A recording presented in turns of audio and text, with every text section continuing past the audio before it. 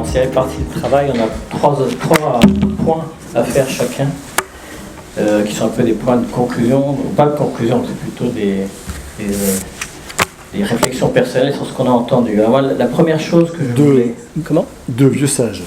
De vieux sages. de vieux cons, oui.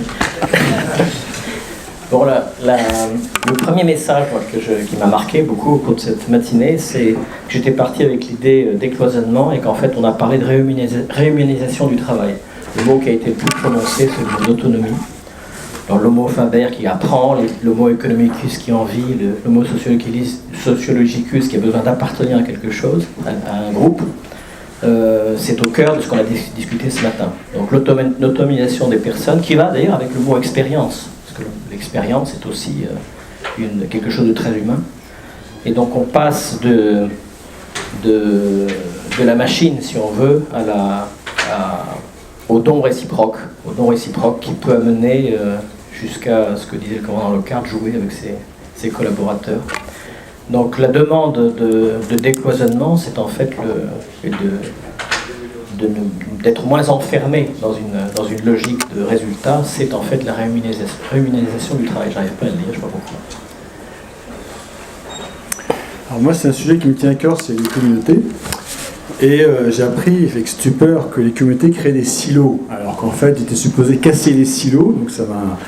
Mais en même temps, je comprends, parce qu'effectivement, on a la notion on a parlé du risque du mandarinat, des corps de métier, effectivement, de dire la communauté s'enferme sur elle-même.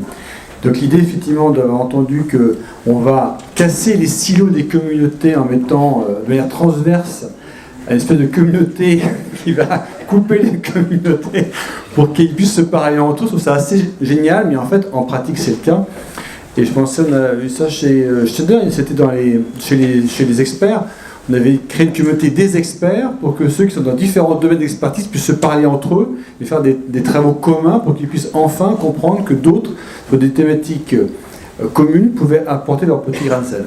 Et ça, je trouve ça assez génial. Donc je pense effectivement il faut, comment on dirait, casser le silo des communautés. Voilà. Alors justement, pour casser le silo des communautés, il y a un thème qui a été souvent évoqué ce matin, c'est celui du langage, un peu comme dans Quai d'Orsay, le langage. Parce que finalement, tout cloisonnement crée un vocabulaire particulier, crée un langage que les autres ne comprennent pas. Et donc, désiloter les communautés ou désiloter les organisations, c'est structurer l'information de façon à ce que tout le monde la comprenne. Et donc, traduire le langage d'une communauté ou d'un projet vers celui d'un autre projet. Et ce que nous a dit Annie Audibert sur le travail de Total, sur le thésaurus, sur le moteur de recherche, sur la vectorisation de l'information, de façon à ce que tout le monde se l'approprie de la même façon, m'a paru être un sujet absolument central dans le décloisonnement. Donc il ne s'occupe plus de la façon dont les gens travaillent, mais du langage qu'ils utilisent et de la compréhension de ce langage. Alors aussi, on a pas mal parlé sur l'autonomie et la subsidiarité, qui était en fait un remplacement du lien de subordination dont tout le monde connaît dans son entreprise, et donc l'impact que ça en termes de former les subordonnés et de déléguer. Et puis après, on est passé, je pense, un petit peu vite à la notion de virtuel. Parce qu'en fait, c'est très facile de dire aux gens, allez, je vous délègue les choses, vous êtes responsable, mais quand on est responsable et qu'on est dans une équipe qui est virtuelle, c'est pas du tout évident de créer du lien entre les personnes. Et ça, malheureusement, on apprend très très peu en entreprise, sur même, ou ailleurs d'ailleurs, comment est-ce qu'on arrive à créer des gens qui ne se verront jamais.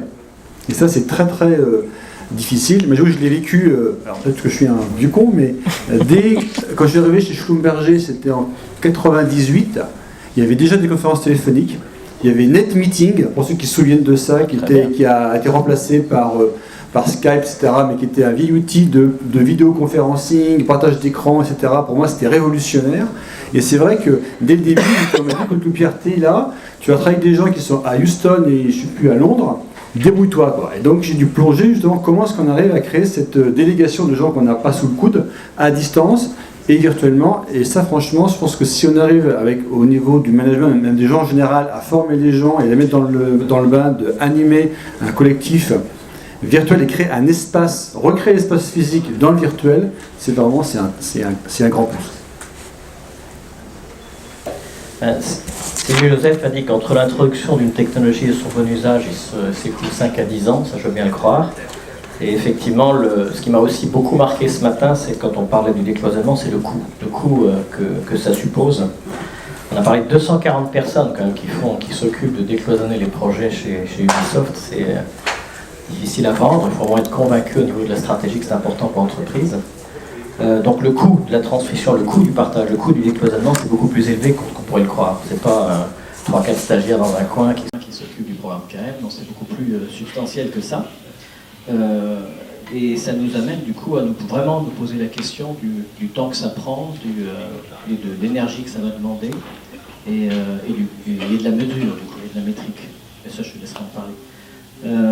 Il y a un truc aussi qui m'a marqué, c'est l'exploitation du temps. C'est-à-dire que la collaboration entre projets, vous ne pouvez pas demander à des projets de collaborer pendant qu'ils travaillent, ça se fait après. On exploite les leçons apprises d'un projet après qu'il ait eu lieu, afin que ça devienne un entrant du projet suivant. Donc le temps joue énormément, et le temps, il y a un moment pour tout. Il y a un moment pour être concurrent, il y a un moment pour partager. Et ça fait partie aussi du système qu'on met en place de décloisonnement et d'humanisation du travail. Dans la métrique, oui, parce que comme ça prend beaucoup de temps et que c'est cher, on mesure comment ? Et oui, c'est que les coûts, c'est une chose, mais il faut mesurer les gains aussi. Et là, j'avoue, je vous ai écouté tous et je me suis dit, c'était une très bonne question, la question de la mesure. J'ai eu droit à des réponses sur la maturité comportementale, la charge cognitive, les bonnes pratiques réutilisées, le nombre de startups créées ou des projets innovants qui ont été mis en place, etc. Mais je pense qu'il faut définir l'objet à mesurer d'abord, et peut-être qu'il y a différents niveaux de mesure. Et je pensais après une mesure technique. C'est qu'on a plein d'outils maintenant collaboratifs. Hein. On a effectivement les outils soit Google ou Microsoft ou d'autres. Et on peut mesurer, j'imagine très bien, entre l'avant et l'après, les relations entre les gens, via les liens qui se font, via les mails, via les plateformes collaboratives. Donc voir actuellement, voilà comment les gens échangent, et qu'est-ce qui se passe quand on commence à pousser ce décloisonnement dans l'entreprise via un nouveau mode de management. Est-ce qu'on peut mesurer l'efficacité via la mesure, objective, des relations entre les gens via les moyens électroniques. Évidemment, ça ne mesure pas les réunions ou les points qu'on a au café, mais si on est une grosse boîte internationale, comme il y a beaucoup de choses qui sont virtuelles, peut-être qu'on peut mesurer justement l'aspect technique de ce décloisonnement. Après, il y a la mesure effectivement de sondage, hein, c'est ce que les gens ressentent. Et beaucoup d'entreprises font des sondages régulièrement, une fois par an, sur des mesures sur la collaboration inter-entités, sur effectivement sur ce que les gens ressentent par rapport à ceci, cela, pour une idée, effectivement, est-ce que ça marche bien, quoi. Est-ce que je suis plus engagé, est-ce que je collabore mieux avec mes collègues, est-ce que je veux rester dans l'entreprise. C'est une mesure effectivement indirecte du décloisonnement.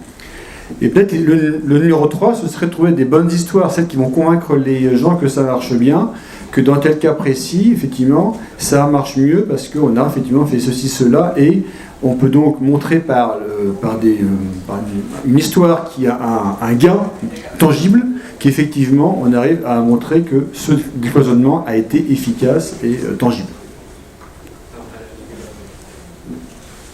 Bon, on arrête. Finalement, c'est la mesure de l'expérience. Ah oui. Ah oui. Non, de l'expérience. Si on parle de l'expérience client, de l'expérience employée, il y a des mesures de l'expérience qui sont peut-être plus pertinentes que les mesures. Le nombre de cheveux gris. Bon, écoute, on vous rend à la table. Avant d'arrêter quand même, je voulais dire merci. Merci à l'ensemble des participants. Merci à l'ensemble des animateurs. Merci à la salle, parce qu'on a eu une très très belle matinée. Et du coup, comme on nous avait promis, on peut se retrouver pour un cocktail. Alors, je suis désolée parce que peut-être que par moment, il y en a qui ont été dérangés ou gênés parce qu'en plus des flux de discussion... Non, c'est l'échelle de Jacob. Oui, il y avait un petit peu des flux d'étudiants. Ouais, ça décloisonne. Donc on a des salles de cours un peu en haut aussi. L'année prochaine, normalement, on se retrouve toujours les derniers jeudis du mois de novembre. Donc ça devrait être la même date. On ne connaît pas encore le thème. Et juste pour information, ça ne sera pas là parce que le schéma déménage. Donc on sera dans les locaux d'Airbus qu'on est en train de réaménager pour en faire notre école et notre centre de cinéma Paris. Voilà, j'espère à l'année prochaine. Merci. Et bienvenue. Monsieur, c'est également mais à point. Je ne peux pas m'empêcher de vouloir aussi remercier chaleureusement tous les intervenants lors des tables rondes et également pour l'introduction, tous les membres de Copain. C'est vrai que certains membres ont été un peu plus mis en avant dans l'organisation, mais les thèmes, la préparation des tables rondes a aussi inclus la plupart des membres de l'association. Donc merci à tous. Merci à ceux qui nous ont fait confiance ce matin. Vous étiez nombreux, vous êtes restés. C'est très important pour nous, donc j'espère que la matinée aura été à la hauteur de vos attentes.